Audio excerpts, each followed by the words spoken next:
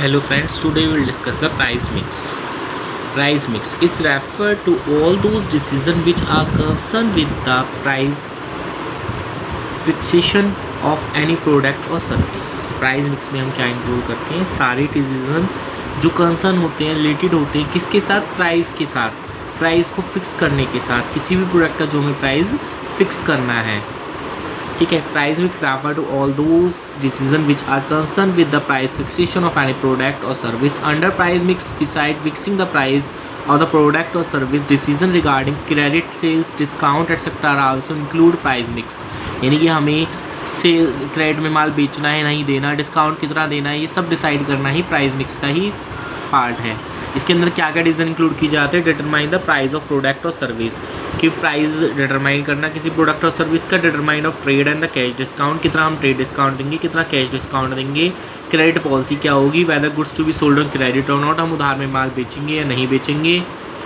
Price period of the credit and procedure to be adopt in case of non receipt of payment even after the expiry of a credit period, यानी हम कितने time के लिए उधार देंगे और अगर वो टाइम पर पेमेंट नहीं करता तो उसके अगेंस्ट क्या एक्शन लिया जाएगा. Price of goods and service are express in monetary term में इनको एक्सप्रेस किया जाता है. प्राइस में भी called by various name. Transportation के प्राइस को क्या बोलते हैं? फेयर, किराया, यानी कि प्राइस फॉर एजुकेशन को क्या बोलते हैं? Tuition fees. उसके बाद प्राइस फॉर अपार्टमेंट के प्राइस को क्या बोलते हैं? Rent. Price for executive job, salary. Price for labour, wages. Factor determine, कौन कौन से फैक्टर डिटरमाइनिंग करते हैं फिक्सेशन ऑफ प्राइस को? तो फर्स्ट आता है product cost. Cost of the product is the main component, सबसे मेन कंपोनेंट है किसी चीज़ का प्राइस डिसाइड करने का. This include the cost of the product, उसकी कॉस्ट क्या रही है प्रोडक्ट की. Distribution and selling the product. No company can sell it product और service at less than the cost of production, जो माल को बनाने की लागत आ रही है उससे कम पर कोई भी कंपनी अपने माल को नहीं बेच सकती. Thus before price fixation it is necessary to compile data related to the cost of production and kept that in mind. There are the three type of cost. तीन तरह की कॉस्ट होती है. एक तो हमारी फिक्स कॉस्ट, जैसे कि हमने कोई जहाँ हम माल बना रहे हो रेंट पे बिल्डिंग ली हुई है, rent of building, salary of permanent staff etcetera, तो ये क्या है? हमारी फिक्स्ड कॉस्ट है. दूसरी होती है वेरिएबल कॉस्ट. वेरिएबल कॉस्ट क्या होती है? जो वेरी करती रहती है, चेंज होती रहती है. मटेरियल, लेबर एटसेट्रा, जितना माल बनाएंगे उतना मटेरियल लगेगा, उतनी लेबर लगेगी. And the semi variable cost होती है example compensation of sales person में इंक्लूड है फिक्स सैलरी ऑफ से 25,000 plus a commission 7% on sale, तो होगी सेमी वेरिएबल कॉस्ट, जो कुछ फिक्स भी है और कुछ वेरी भी करती रहती है. At least the price should be able to recover the variable cost as the fix cost are incurred whether the production take place और नॉट. कहता है कि हम जो प्राइस डिसाइड करते हैं उसमें हमारी सारी कॉस्ट यानी कि फिक्स कॉस्ट और वेरिएबल कॉस्ट दोनों मिल जानी चाहिए. इस तरीके से अपना प्राइस डिसाइड करते हैं. The cost as set the minimum level of the floor price at which the product में बी सोल्ड. हम मिनिमम कॉस्ट डिसाइड करेंगे ताकि हमारा प्रोडक्ट इजीली सेल हो सके. उसके बाद है the utility and the demand. दूसरा फैक्टर डिसाइड करता है जो प्राइस को डिसाइड करने में, यूटिलिटी और डिमांड किसी भी चीज़ की. As a lower limit of the price is decided on the basis of production cost. Similarly, the upper limit is decided on the basis of utility provided by the product and the intensity of demand. कहता है कि अगर utility के base पर भी हम decide करते हैं कि उसके प्राइस को हाई रखें या लो रखें. As per the utility is concerned, the buyer may be ready to pay up to the value of the utility from the product. उसको ज़्यादा यूटिलिटी मिलती है उस प्रोडक्ट से तो वो ज़्यादा कीमत भी देने के लिए तैयार होगा, और कम यूटिलिटी मिलती है तो कस्टमर कम कॉस्ट देगा. तो हमें इन सारी चीज़ों को ध्यान में रखना पड़ता है. साथ ही साथ इलास्टिसिटी ऑफ डिमांड भी अफेक्ट करती है. Elastic demand also play an important role in the fix the price. The elastic demand and the two types, namely elastic demand and inelastic demand. Elastic demand का मतलब क्या होता है? The sub meaning है हमारा relative change in the demand due to change in price. Change होना demand में किसके कारण? प्राइस के कारण. तो दो तरह की होती है ये हमारी. एक तो होती है हमारी इलास्टिक डिमांड और एक in elastic demand. Elastic demand कौन सी होती है? मीनिंग क्या है इसका? Small change in price result in large change in quantity determined quantity demand. ये कहता है कि अगर थोड़ा सा चेंज हो प्राइस में तो डिमांड में बहुत ज़्यादा चेंज हो जाए, तो ये कहलाती है हमारी इलास्टिक डिमांड. इससे रिजल्ट क्या निकला हमारा?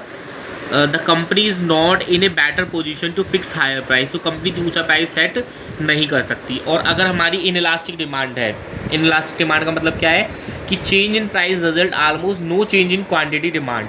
अगर प्राइस में चेंजिंग होती भी है, ठीक है, प्राइस में चेंजिंग होने से डिमांड पर कोई ज़्यादा इफेक्ट इतना नहीं पड़ता, तो रिजल्ट क्या निकला, company is in the better position to fix higher price, तो कंपनी हायर प्राइस सेट कर सकती है, इस केस में कोई प्रॉब्लम नहीं है। उसके बाद थर्ड पॉइंट आता है extent of competition in the market. Competition का भी उस पर रोल इफेक्ट करता है प्राइस को डिसाइड करने में। The product cost set the almost lower limit of the price and the utility of the product determine the upper limit of the price, but it actually the extent of competition which fix the price of the product.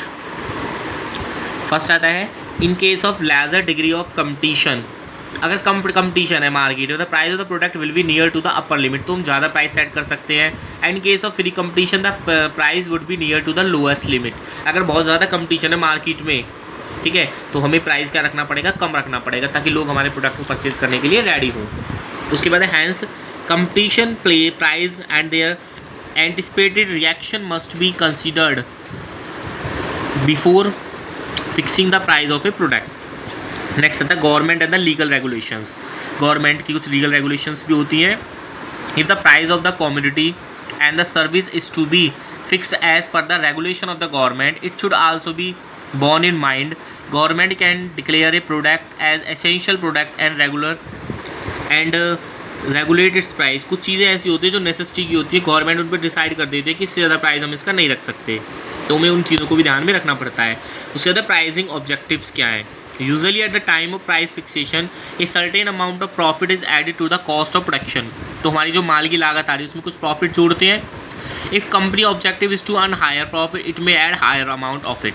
अगर company चाहती है ज़्यादा profit कमाना, तो वो क्या करेगी, ज़्यादा यानी ऊंची कीमत डिसाइड करेगी, और चाहती है कि सेल ज़्यादा हो। Apart from the profit maximization the price objective of a company may include obtaining market share leadership. A company with an objective of the increasing in market share would tend to change lower price so that greater number of customer are attract. अगर company चाहती है कि market में उसका share बढ़े, यानी ज़्यादातर product उसी का बिके, तो कंपनी को प्राइस क्या रखना पड़ेगा, अपना कम रखना पड़ेगा।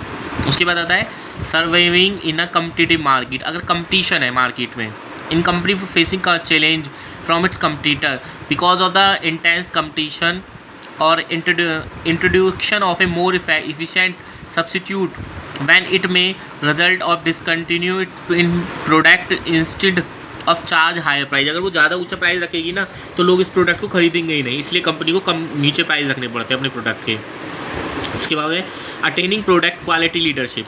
To achieve this objective one has to incur high cost on research and development, hence higher price are fixed to recover the additional cost incurred. कहता है attaining product quality leadership. Quality leadership बनाना चाहते हैं हम कि हमारी quality सबसे अच्छी हो, तो हम ऊंचा प्राइस भी रख सकते हैं। उसके बाद मार्केटिंग मैथड यूज, कौन सा मार्केट में मैथड यूज़ कर रहे हैं, ये भी प्राइस डिसाइड करने में हेल्प करता है। Price is also influenced by the marketing method use by the company. Example है commission which is to be paid to the middle man and sale of the goods is also added to the price.